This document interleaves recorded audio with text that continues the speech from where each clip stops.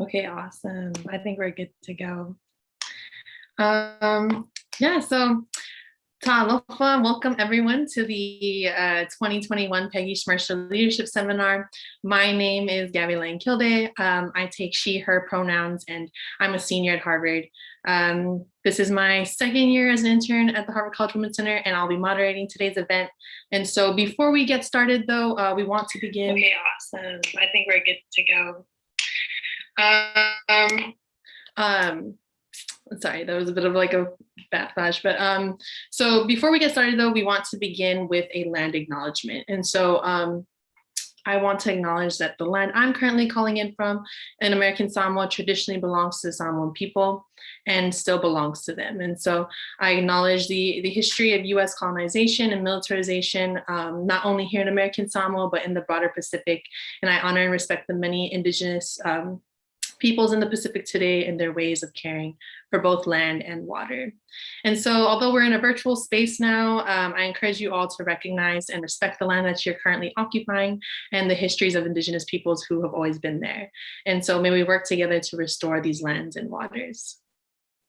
We're super excited to bring this event to you today. The Harvard College Women's Center is excited to be hosting this event, and our mission is to promote gender equity by raising awareness of women and gender issues, developing women's leadership, and celebrating women who challenge, motivate, and inspire. And so today we're excited to further that mission through the Peggy Schmertzler Leadership Seminar, which is an annual event which honors Peggy Schmertzler, who was a strong advocate, and one of the reasons we even have a women's center at the college today.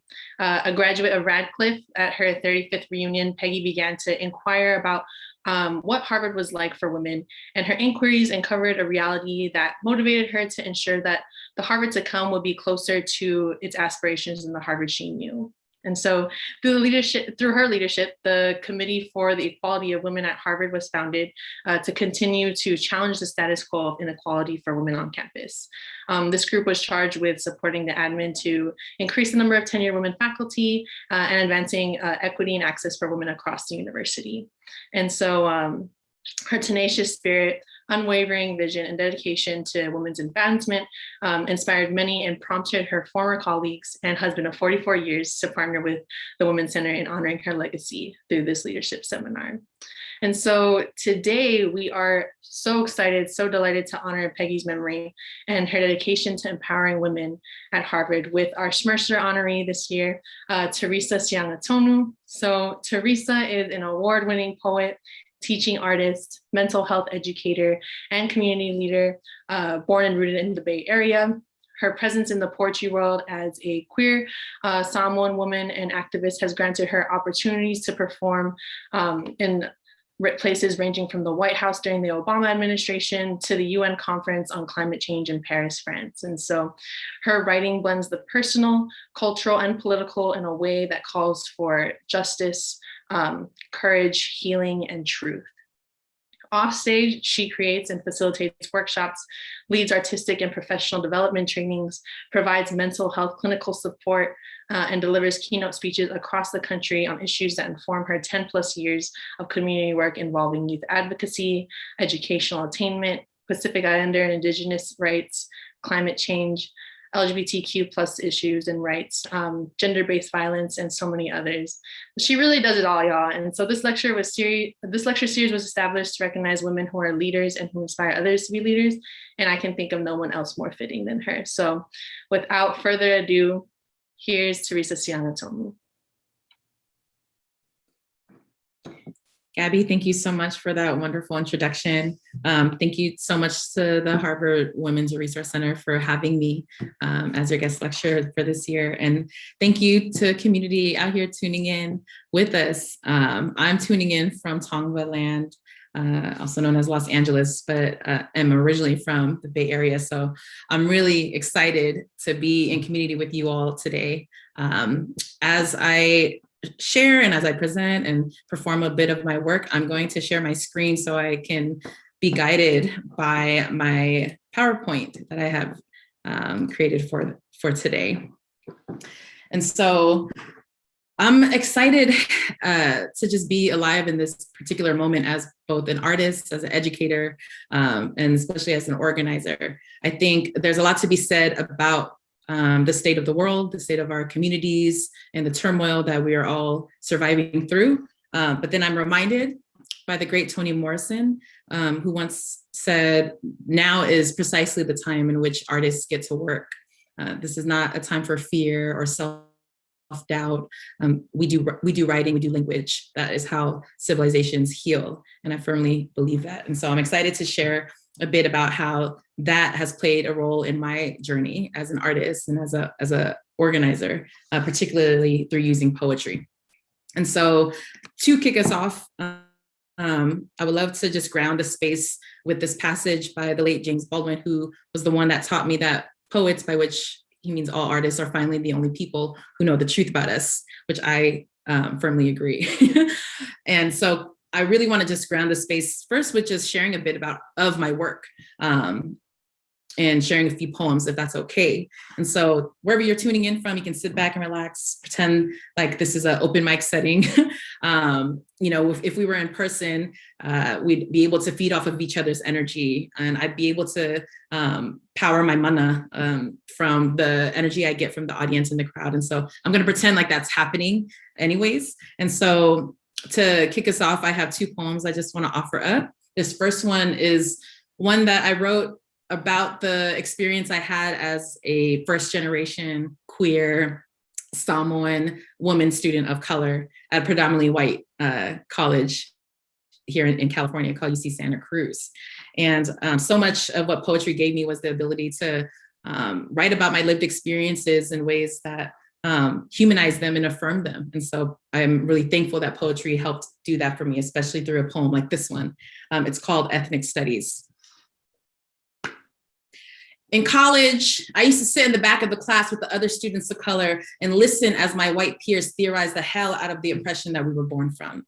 Buzzwords like institutionalized racism and class warfare was sugar on their tongues, sweet and comfortable. Words from a language my community didn't even know existed because we were too busy living the realities of them.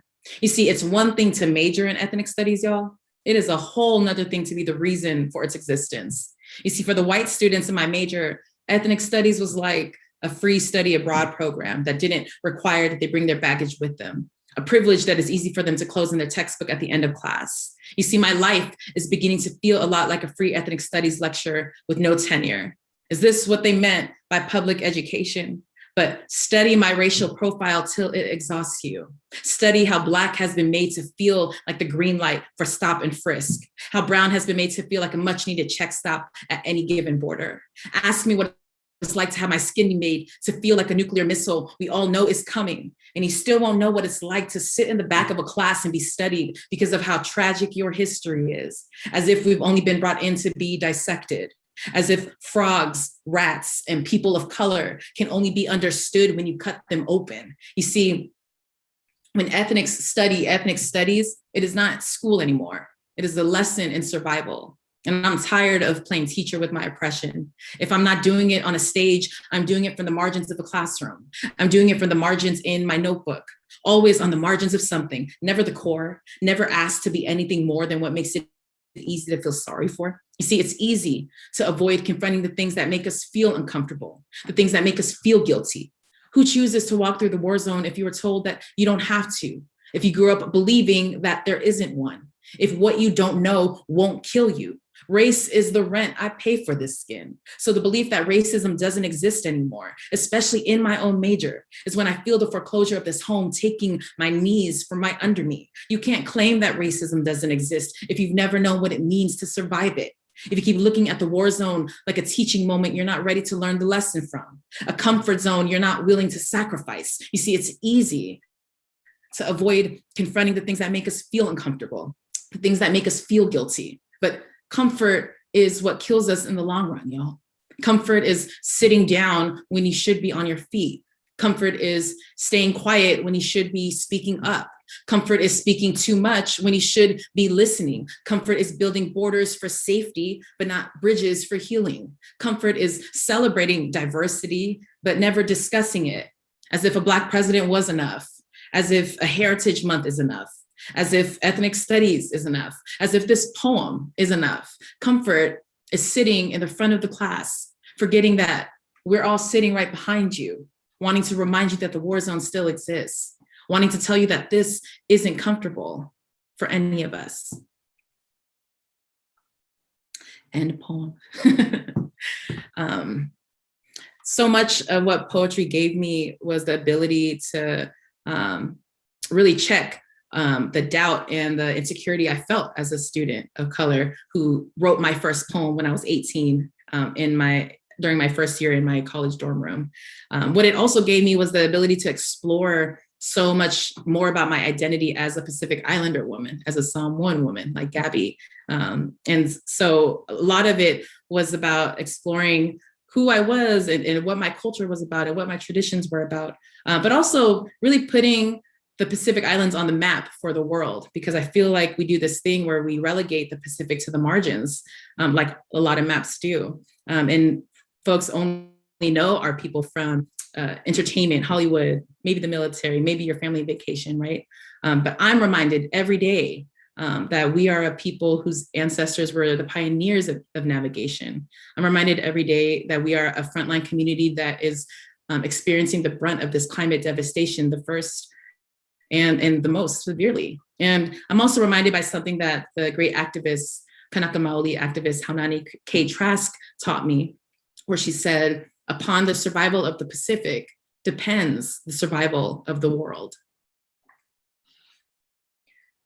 If you open up any atlas and take a look at a map of the world, almost every single one of them slices the Pacific Ocean in half. To the human eye, most maps center all land masses on Earth, creating the illusion that water can handle the butchering and be pushed to the edges of the world, as if the Pacific Ocean isn't the largest body living today, beating the loudest heart, the reason why land has a pulse in the first place, the audacity one must have to create a visual so violent as to assume that nobody comes from water, so nobody will care what you do with it. And yet people came from land, are still coming from land, and look what was done to them. When people ask me where I'm from, they don't believe me when I say water. So instead I tell them that home is a machete and I belong to places that don't belong to themselves anymore. Broken and butchered places that have made me a hyphen of a woman, a Samoan American that carries the weight of both colonizer and colonized, both blade and blood. California, stolen. Samoa, sliced in half, stolen. California, nestled on the western coast of the most powerful country on the planet, Samoa, an island so microscopic on a map, it's no wonder people doubt its existence. California, a state of emergency, a way of having the drought rid it of all its water. Samoa, a state of emergency, a way of becoming a saltwater cemetery if the sea levels don't stop rising. So when people ask me where I'm from, what they want is to hear me speak of land. What they want is to know where I go once I leave here. The privilege of assuming that home is just a destination and not the panic, not the constant migration that the panic gives birth to. What is it like, y'all, to know that home is something that is waiting for you to return to it? What does it mean to belong to something that isn't sinking? What does it mean to belong to the very thing that is causing the flood? So many of us come from water, but when you come from water, no one believes you. Colonization keeps laughing. Global warming is grinning, all at your grief. How you mourn the loss of a home that isn't even gone yet, that no one believes you're from. How everyone is beginning to hear more about your islands, but only in the context of vacations and honeymoons, football and military life, exotic women, exotic beaches, exotic fruit, but never asks about the rest of its body, the water, the islands in them, the reasons why they're sinking. No one visualizes the Pacific Islands as actually being there. You explain and clarify and fix their incorrect pronunciation and explain till they realize just how vast your ocean is, how microscopic your islands look in them, how easy it is to miss when looking at a map of the world, excuses people make for why they did not see it before.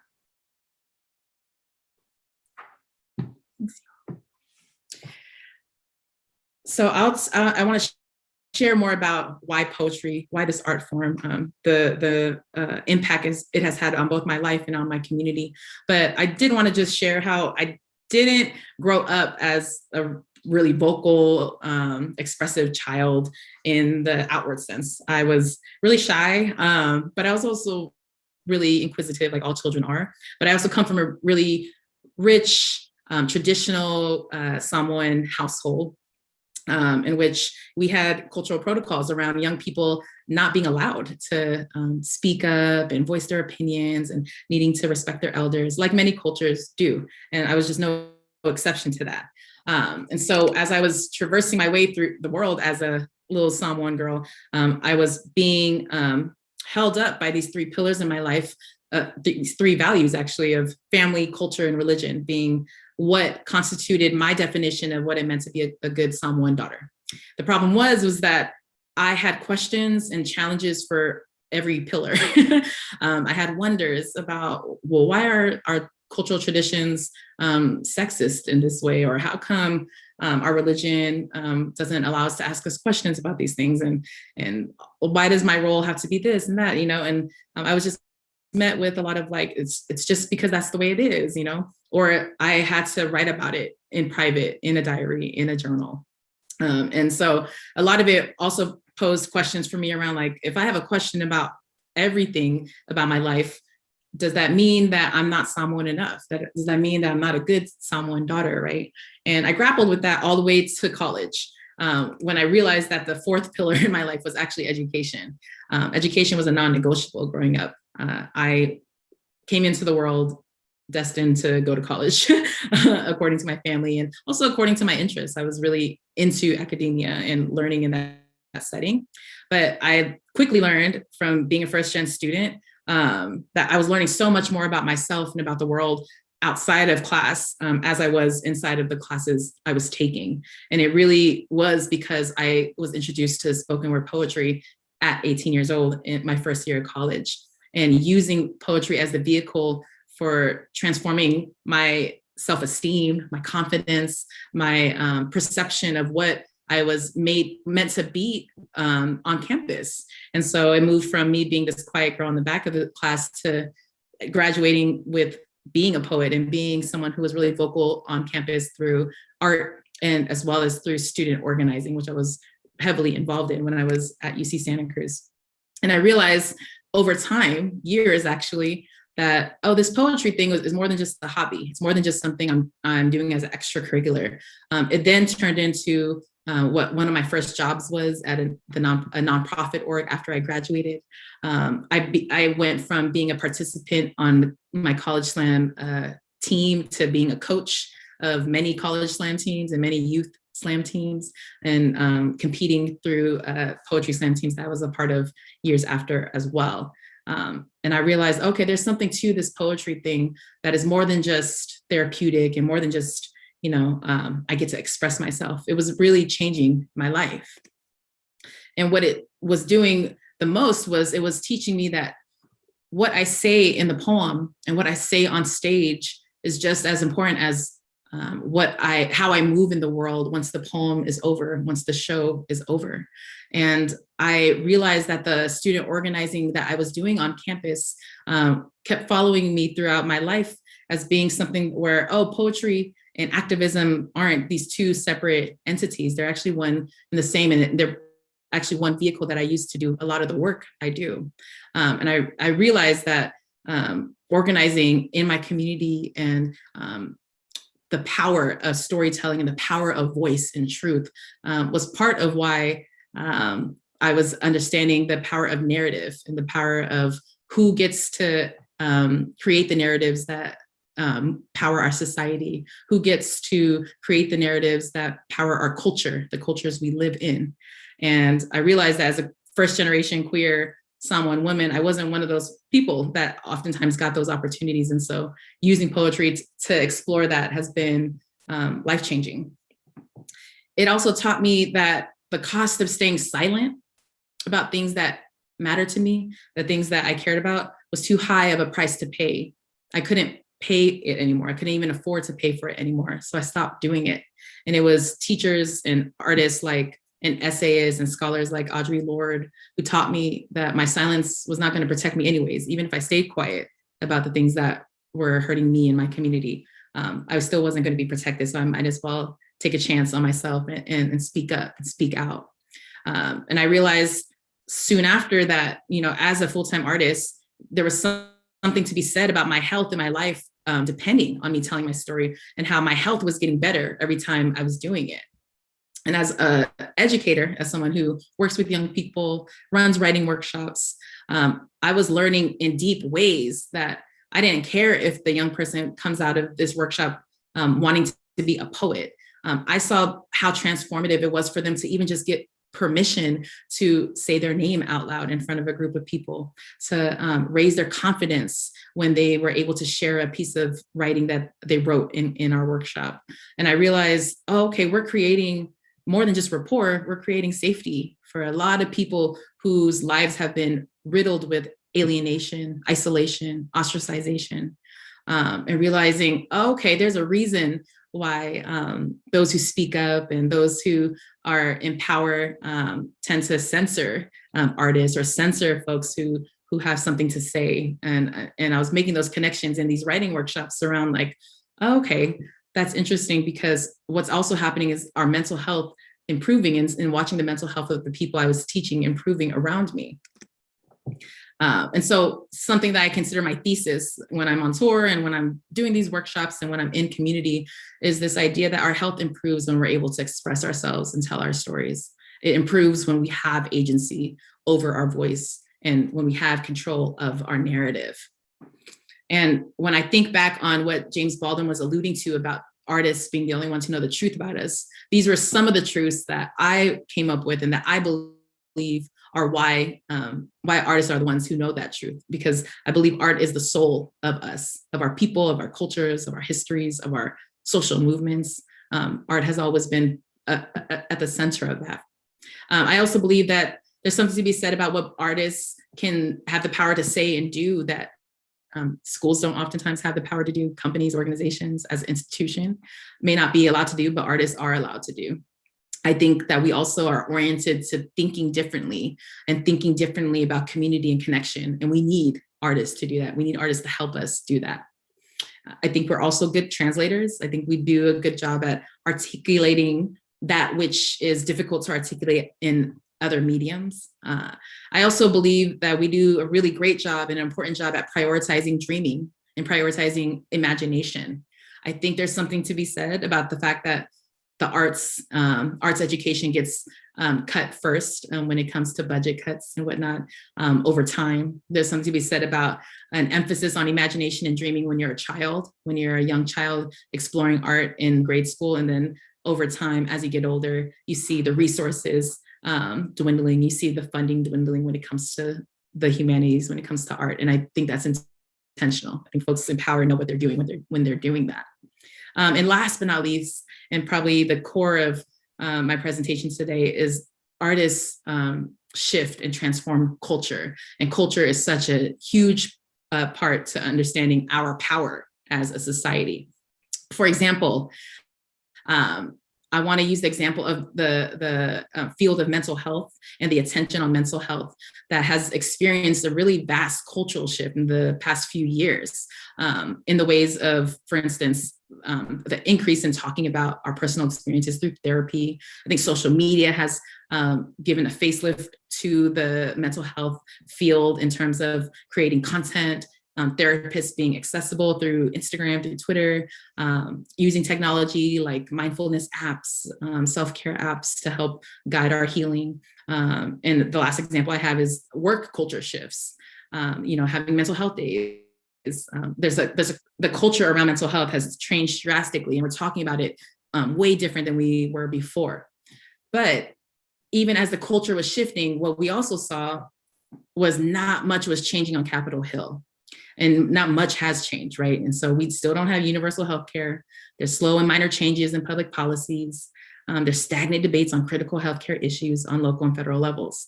And so hold that in your mind around how fast culture shifts things and how vast it can shift things, but how it's a little slower and more stagnant when it comes to the political field, right? Other examples that I could think of, and that I also invite folks to think of for themselves, are the cultural shifts around our attitudes, behaviors, and actions around our Black Lives Matter movement, around climate change, and around sexual assault and gender-based violence, for some of the examples I could come up with around the cultural change and shifts that have happened in the world on a global level, on a societal level. But there are so many other ones too. And so I'm always wondering, like, what is it about the cultural shifts that's so powerful that makes people move? And it's because oftentimes, as the culture groups has said in their work, politics is a place where some people are some of the time, but culture is where all of us are most of the time. Culture being music, technology, theater, literature, sports, dance. Culture has this unique power to shift minds, shift attitudes, change behaviors more faster and more efficiently than laws have ever changed, policies ever changed. Even the Constitution, that joint hasn't changed in like centuries. And so it brought back this notion for me, as someone who also identifies as a cultural strategist or a culture worker, culture keeper, that there's actually no change in our society without cultural change. We can try our best to change all kinds of things on an institutional level, systemic level, but if there's no cultural change, we're not going to get that far, I believe. And I think that artists help lead that shift and that change in culture, because so much of what culture is built up of is our stories and the narratives that connect our stories. To use the metaphor of the atmosphere, if our stories are like stars, then our narratives are like constellations. They're the ones that connect each of our unique, brilliant stories, right? And if stories are stars and narratives are constellations, then that means that culture must be the galaxy. Culture is the home for our stories and our narratives. Culture provides the framework and basis for meaning making for all of society. And that's why I feel like culture is hella powerful, because not only is there no change without cultural change, changing culture requires destabilizing the dominant narratives that do not serve us, that have been written and historically told by folks with power, privilege, money, folks who oftentimes don't look like people in my community. I also think that cultural change always precedes political change. That's why we see things moving faster within culture than it does on Capitol Hill, right? And then also I learned in deep ways that just because something is cultural, or just because something has been what it has been for a while, doesn't mean that it's sacred. It doesn't mean that it doesn't need to evolve or change or shift or be better. And last but not least, I believe that storytelling is part of cultural change and has the power to spark the change that changes everything, because I believe it already has. A more specific example for me as a poet is something I realized a few years ago when the National Endowment for the Arts put out this study or this research that said that people are consuming poetry now more than ever, particularly women and people of color. And I was sitting there like, why is that? What's that about? And I realized it's because poetry went from being this, where we studied old dead white men, to looking a little more like the truth of our society. These are just friends of mine, and I just like took screenshots of them in their books. And there's something to be said there, where a lot of writers, a lot of artists are pushing back on the gatekeepers of these canons that have historically been racist, sexist, homophobic, inaccessible, and weren't designed with our communities in mind. And I think artists do a really good job at rewriting that, creating their own lanes and being like, well, we're going to create anyways. We're going to shift culture anyways, whether or not you're on board, right? As I come to end my part of this presentation and open it up for Q&A, something that I want to leave you all with are just some reflections that I have around what being an artist and organizer has meant for me. As someone who comes from a Psalm 1 community that is a collectivist people, we are an interdependent people. I have learned through my understanding of being a collectivist people that that's how I've derived my understanding of who I am and what my responsibility is to both my community, to the young people I work with, and to all of you. I've also learned from the work of Adrienne Maree Brown that what we practice at the small scale sets the pattern for the whole system. So how we are at the small scale, how we are in moving in the world with our personal values is how we will be at the large scale. And being congruent in that is part of the goal for us, right? I also believe that If we can't even bring ourselves to name, imagine, or dream of alternative dominant narratives that we've been shaped by and tell the truth through our stories, I don't know how we expect to get, or I don't know how we expect for anything to be different. I don't know how we expect to get to a better world than this. I believe we can get there, but I believe we have to prioritize dreaming and imagination as a vital part of getting there. And last but not least, I am someone who has experienced that writing poetry and being an artist is the closest I have ever gotten to freedom. It's the closest I have ever felt liberation, that when I write, we are free. And so I want to leave y'all with this passage, again, from the great Hawaiian activist, Auntie Haunani K. Trask, who taught me that our culture has to be the core of our resistance. It has to be the core of our anger. It has to be the core of our mana. That's what culture is for. She talks so much about culture is not this ornamental thing where we just eat our food and wear our cultural attire and do our dances and music. That's all part of it. But culture also has to be the core of who we are. And understanding that that's where our power is. That's where change happens. And so I leave you with reckonings that I sit with all the time as an artist, as an educator, organizer, where I realize that, it's not just about ending injustice. It's not just about addressing the, the systemic issues on a systemic level. It's also about addressing the conditions that make oppression and injustice possible in the first place. Similar with poetry, similar with art, I've learned that it's not simply about me telling folks, oh, you got to tell your story, you got to speak up, you got to use your voice. It's actually about addressing the conditions that make silence possible in the first place, that make alienation possible in the first place, that make judgment possible in the first place, embarrassment, ostracization, and so on and so forth. To close out my talk, I thank you so much for tuning in. I have one more poem that I want to gift y'all and offer up. And I hope that anything I said generated anything about your story, because our stories are connected. That's why we're in community together. And so thank you so much for being in community and being my community tonight. This last poem begins with a quote.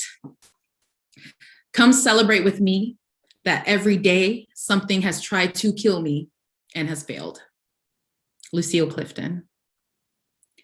I'm still alive because I'm not afraid of what I already know wants to kill me, because I'm a first generation queer Samoan woman, 4 chapters of a survivor story excavated from my bones, the reason your oppression doesn't know what to shoot first. I'm still alive because they C-sectioned me out of my mother's middle in spite of knowing my gender. They think that blood is the only thing a woman loses the moment she gives birth to a girl. My gender never belonged to itself. When it's raped, America does this funny thing where it tells me I was asking for it at the same time that it tells me to stay silent. The hemline of my skirt is an overactive jury that treats my body like a courtroom, that treats my voice box like a closet, that they say I deserve to die in on the floorboards of my sins because I fell in love with a woman, made an altar of her body since no one else ever has. I'm still alive because everyone deserves to be treated like a holy offering. A sacred thing it is, y'all, to find and know God in the last place homophobia would ever think to look. A backdoor into heaven after being put through hell for having the faith of a faggot, a dyke for a daughter. The names your community calls you in a language that isn't the one that they immigrated here with. I'm still alive because most days, y'all, I let the trauma write all of my poems, because saying them out loud on a stage is the first step towards getting help, because I trust a microphone on a mic stand in a room full of strangers before I'll ever trust the police. This stage is both sanctuary and emergency room. My people are both griots and doctors and patients with no patience left in them, just stories with skin, too dark for sympathy, because no one ever considers our pain in American tragedy. I'm still alive because I watch Oakland every day pick itself up from its own concrete, scrub the blood out its cracks before the new neighbors arrive, on blocks that their mortgage used to own, a white hipster's wet dream, next to a BART station that Oscar's daughter, Nia's father, will never have the stomach to take. I'm still alive because no one seems to see that there is no difference between Iraq and East Oakland, Southside Chicago and South Central, a battalion of young soldiers and the students in my poetry workshop, how no one has mornings like them, How they wake up in their own piss and grief to go to another friend's funeral more times than they even go to class. How the biggest fear from most of my friends is to raise a Black child in a justice system of a joke that will continue to say taser when we kept saying gun, that will continue to cry acquittal when we kept crying murder, that will continue to sing God bless America when we kept saying God please. Have mercy on all of us. I'm still alive, y'all, because in the past decade, we've lost Nelson Mandela, Amiri Baraka, Maya Angelou, Gabriel Garcia Marquez, Yuri Kochiyama, Grace Lee Boggs, Afeni Shakur, Prince, Aretha Franklin, Whitney Houston, Ntozake Shange, Nipsey Hussle, Terisa Siagatonu, Toni Morrison. And upon learning of all of their passings, I hung my poetry at half-mast. We artists, we storytellers of the revolution know that we are on borrowed time, using borrowed words, watching our leaders turn ancestor in our life. I'm still alive, y'all, because whatever wants me dead does not know that you cannot kill somebody who isn't afraid anymore. Somebody who is ready to leave this place an ancestor. Somebody who is ready to give birth to the generation that will bring about the liberation I was always destined to make, but never meant to see. Babatai Telelava, thank you so much.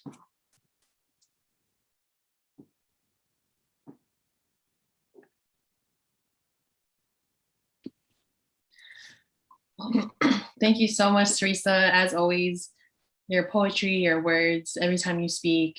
I know I'm always just so moved, and I know our audience tonight is moved as well.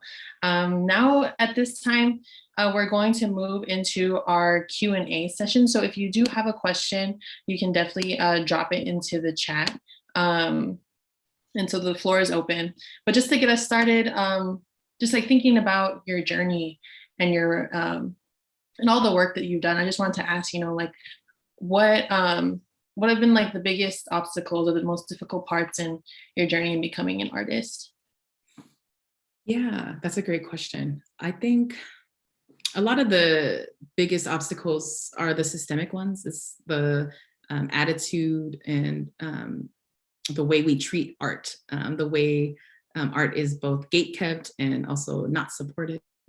And so, there were fears I had about venturing into being a full-time artist that were very much based in, the stereotypes that folks always have about like starving musicians or living out of a box, or it's not a lucrative career. No one becomes a full-time artist. Like art is like your side hustle to your actual job, quote unquote, and so some of the barriers were personal, where I was just in my own way and just fearful of taking that chance on myself. And then the other ones are very real barriers that artists face all the time, where artists are oftentimes underappreciated, severely underpaid, severely relegated to the margins of community strategy, advocacy work, and not seen as the cultural strategists that many artists are. To really pushing forward and leading, some of our greatest moments of progress. And so, yeah, I would say those are some of the barriers that I experienced in my career as an artist. Awesome, thank you. Oh my goodness, I'm so sorry. Thank you so much for that really thoughtful answer. You also, I noticed in your poems and all of your work, you always do give recognition to who come before you. And so I also want to ask you more about like who have been your sources of inspiration for your work. Sure, yeah. I'm indebted to a lot of Black queer women poet writers, June Jordan, Audre Lorde, Toni Morrison, they're a great inspiration of mine. Nikki Giovanni, it was very much the Black arts movement that introduced me to spoken word poetry, that introduced me to the work, to exploring my own heritage, my own history, my own culture as a Pacific Islander woman. And also as someone who grew up in the Bay, I was also deeply politicized and mentored by Black and Brown organizers, Black and Brown freedom workers. And so, and artists. And so I would say that for sure. And then also growing up in the Bay has had illuminated just how much talent and how much excellence was already in my city and in my community. And so local, like hometown hero type of folks like Shanaka Hodge, Michelle Mush-Lee, just folks that I was mentored by through nonprofit work, through artist work, who I always looked up to, because I definitely did not write these poems by myself. And then my ancestors, shout out to my ancestors who write all my poems. No, yeah, no. Shout out to the ancestors, wouldn't be here without them. And so I know like you hold all these different roles. Like I know you're not just an artist, you're always doing these workshops, you're a mental health educator, activist. And so I just wanted to like ask, like, how do you juggle all these different roles?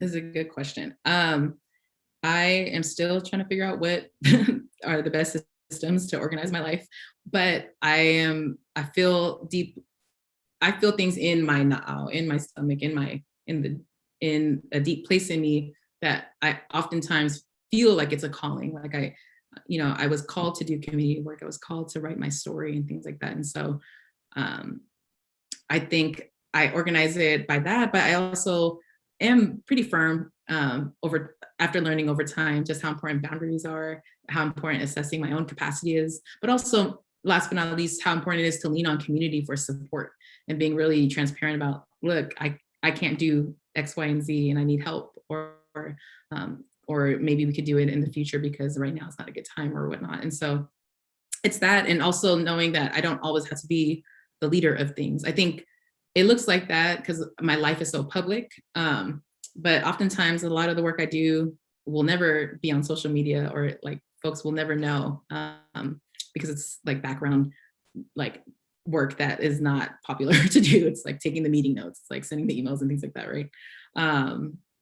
But yeah, I try my best to do that. I also stay in community with people who keep me accountable and who I also keep accountable to. And so that helps to organize things more effectively too.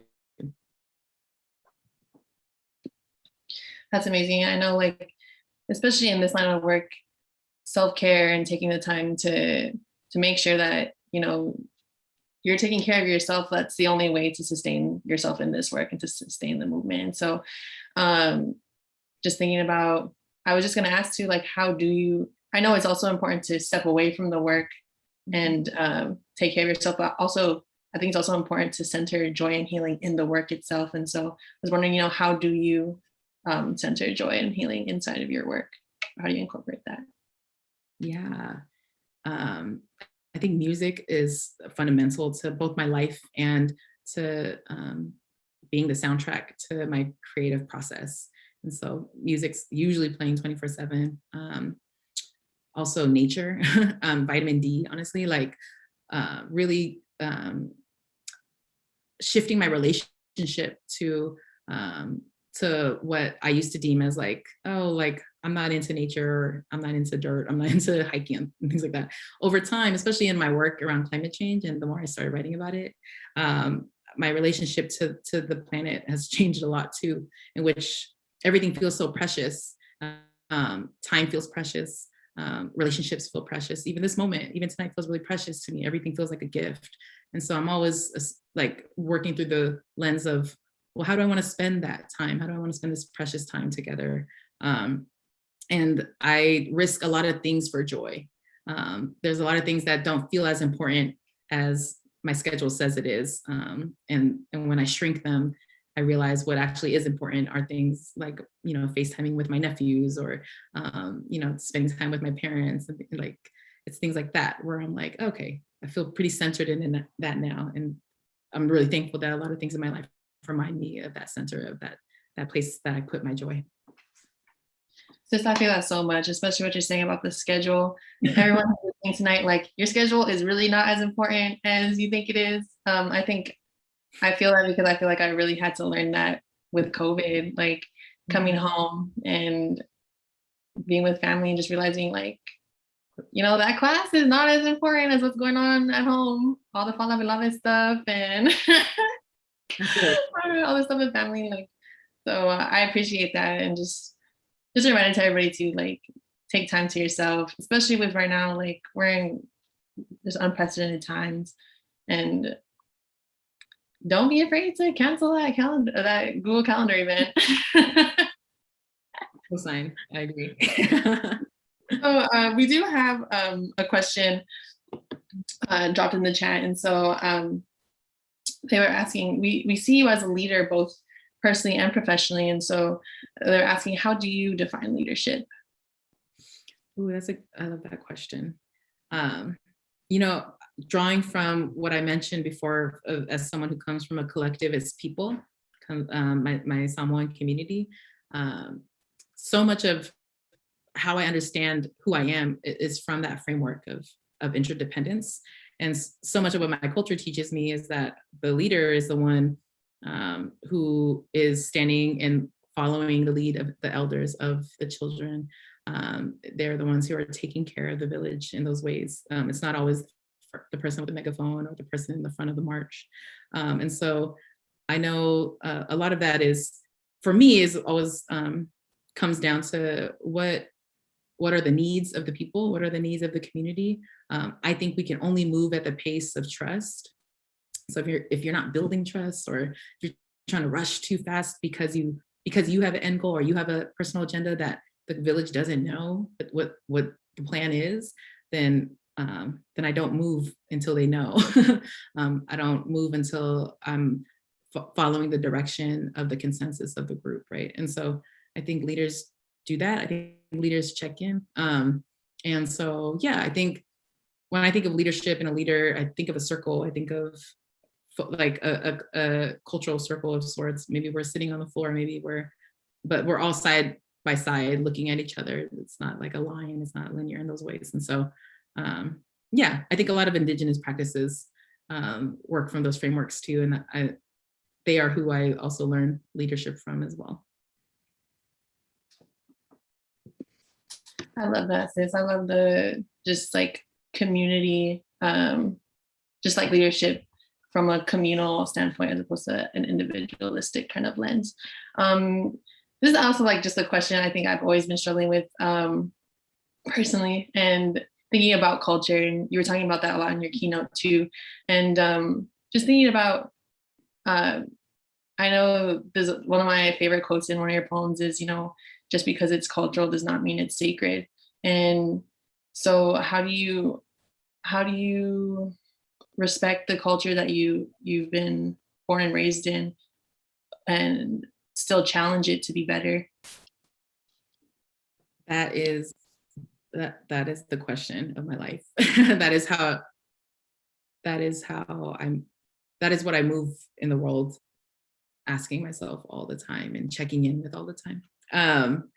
I think part of it is the fact that I'm now at an age and I'm now at a point in my life where I feel like I'm adult enough to join the other adults at the table to bring forth concerns. I don't think that was the case when I was younger. I think I had to wait. I think I had to wait till I went to college and found poetry.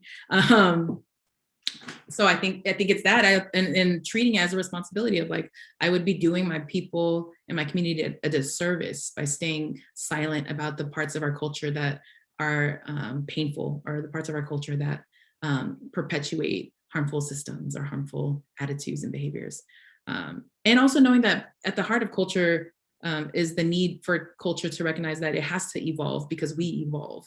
I think that's also the beauty of culture. And so, I want to be able to shift culture in ways where our future generations understand, like, oh, okay, it's, like, it's culturally acceptable to interrogate sexism. It's culturally, it's part of our culture to dismantle anti-Blackness. Like, I want those to be also our cultural values, not just, boys have to act this way, girls have to act this way, and you have to behave in these manners, kind of thing. But I want us to be able to reclaim and rewrite our cultures in those ways. What I also know too is that when I look deeper into cultural practices and whatnot, a lot of them were also brought over by our colonizers that we've internalized and that we've taken on as truth. And those are things where I'm like, oh, we're not going to go out like that. We're going to know our history, we're going to study, and we're going to reclaim it and decide for ourselves collectively who we want to be, how we want to move, and checking in often actively about if that's serving the most marginalized amongst us, the ones who need community the most. And so I think that's how I do it. I think poetry also helps, if I'm being honest. It was the fact that my work was on YouTube that made it undeniable for my parents to confront it and, also attend my shows and realize like all their apprehensions about me being so vocal was also met with the fact that people in the audience next to them were very affirming and really enjoying and uplifting the fact that I was using my voice in this way. And so the reckoning was with them having to decide, like, are we going to support our daughter in realizing that what she's doing is actually not harmful? It's actually really liberating and it's in the service of our community.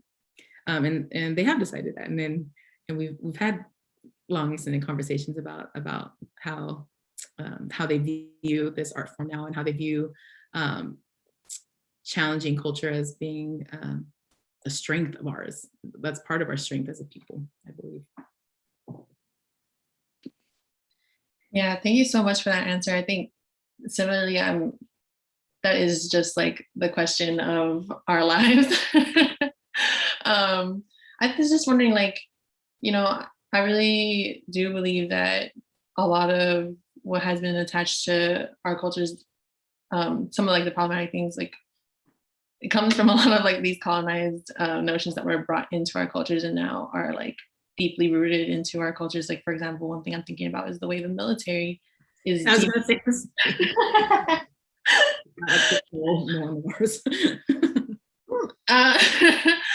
Is deeply like, entrenched in how we in the Pacific really value, we really attach our own personal value. And so I know that when I've at least tried to have, conversations with family and, you receive a lot of pushback and that can be really challenging. So I was wondering, like, how do you deal with that?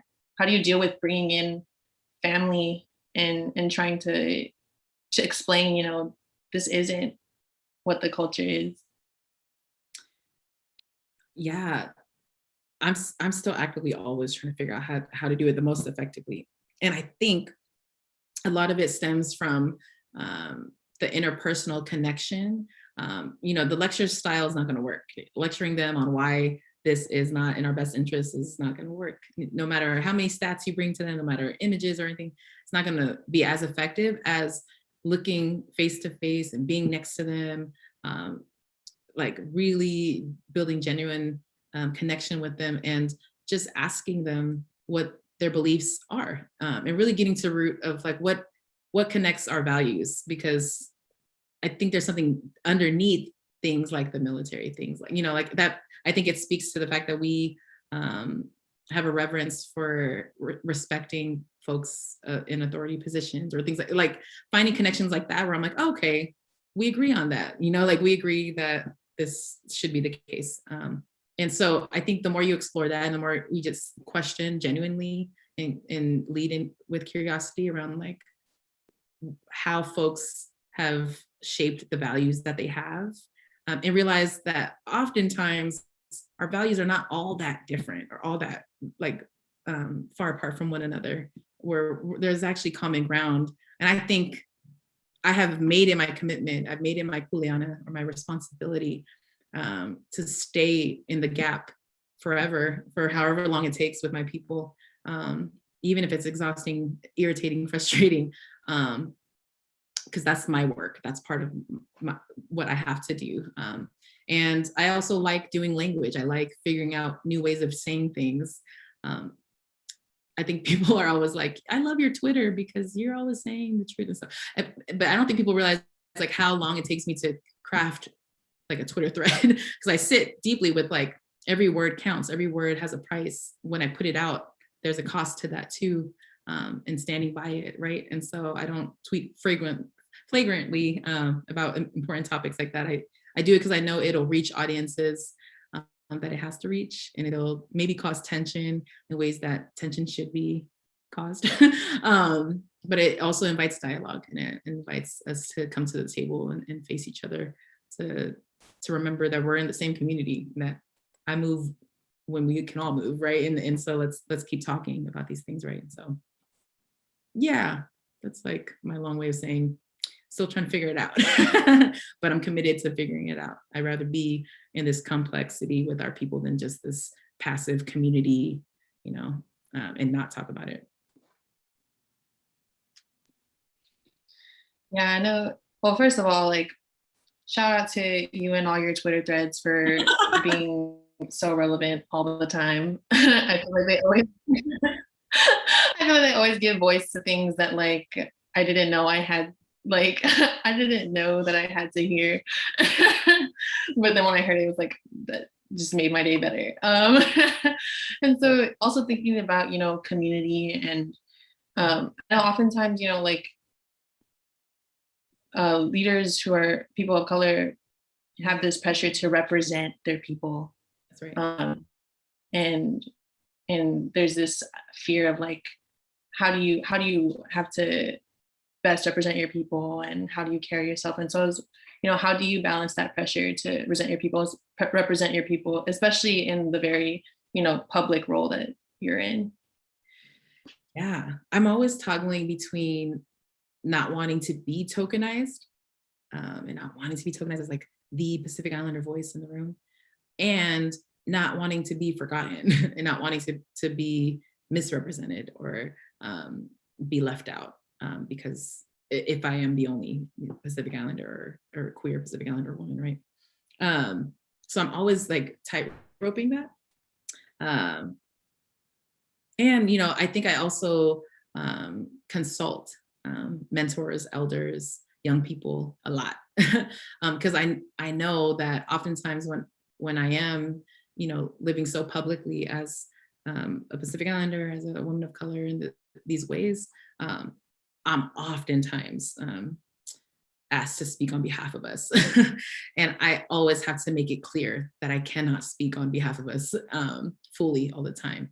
I can say my personal opinions about things, but we are a vast people, and we have to be understood through that lens.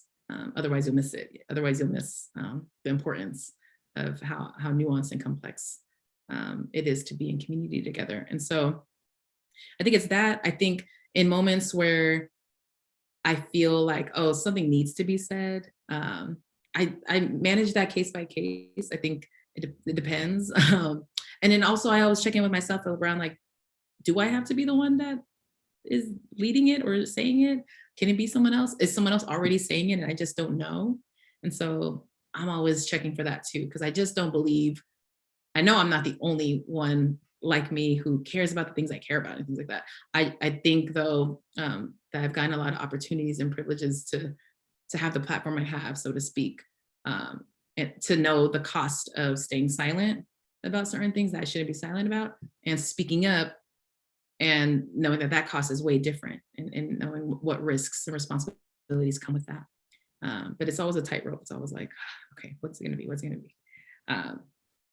But what I know also is that, like, again, with the power of storytelling and power of personal narrative and taking ownership of our voices, that more of us should be doing this too. I think a lot of more of us should be doing this. And part of the favorite thing about my work is creating spaces so folks can do it. So I love writing workshops. I love working with young people. I love creating spaces where they step into their own power, and speak alongside me, and now we're a choir, now we're a chorus of people that folks can really listen to and hone in on. So yeah. Oh, thank you so much, sis. I really appreciate just your dedication to wrestling with the complexity, and also just for creating space. And I know we're getting close to on the hour. So just my last question is just like, what advice do you have for students who are, aspiring to be artists, or if you have any other final last words before we close out? Yeah, I mean, if you're someone who's, thinking about wanting to be an artist, I say go for it. I know that sounds very cliche, but something I shared with the students in the writing workshop I had with you all on Tuesday at Harvard was that, forgive me, I shared it with another group of students this week. But what I was saying to them was that something I regret about coming into my artist career was that I didn't start earlier because I was scared, because I was worried. I was worried about the job market. I was worried about all kinds of things. And I regret wishing that I got out of my own way of my own potential and just trying it out, even if I failed, even if it didn't work out. I would still be young enough to figure it out and know that, okay, it didn't work out. That means something else will work out. And so if you're that person, if there's a whisper in your heart and your spirit that's like, tapping at you, saying like, hello, you really care about this thing, I would say explore it, especially if you're a student right now. See if it pays off. See what, like, I think a lot of times I always wonder, what if it doesn't work? What if it doesn't work? But what if it does work? What if it pays off like in plenty and it works out and it opens up other opportunities for you? And so I would say that. And then I guess my last thing is just to say thank you so much for being the group of people, for being the community that helped me explore my own voice and my own truth.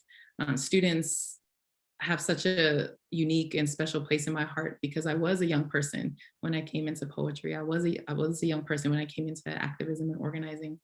And so I am indebted to, and I follow the lead of young people till the end of me, because I know that that's where a lot of our truth and power lie. And so I'm just so thankful to be in community with y'all today. And I wish you the best of luck. I think Harvard is lucky to have you, and know that, you got a community after graduation who's here to help hold you up, love on you, and help you succeed in whatever it is you want to succeed in. And hopefully we're all going in a common direction, however way that looks, towards our collective liberation and freedom. Thank you so much, Terisa. So yeah, we just want to say a huge thank you to you just for dropping so much free knowledge on us tonight. And thank you all for tuning in and joining us as well. Last but most definitely not the least, we want to recognize and extend a huge thank you to the staff at the Women's Center who made this event possible, especially to our interns, Sawyer, Tochi, Fariba, and as well as our staff, Mickey, Bridget, and Heidi. Thank you so much. This event wouldn't have been possible without all of you. And so I hope everyone has a great rest of the week, and I hope that you all please take this talk away with you and just also continue to take care of yourselves. And thank you all so much. Thank you.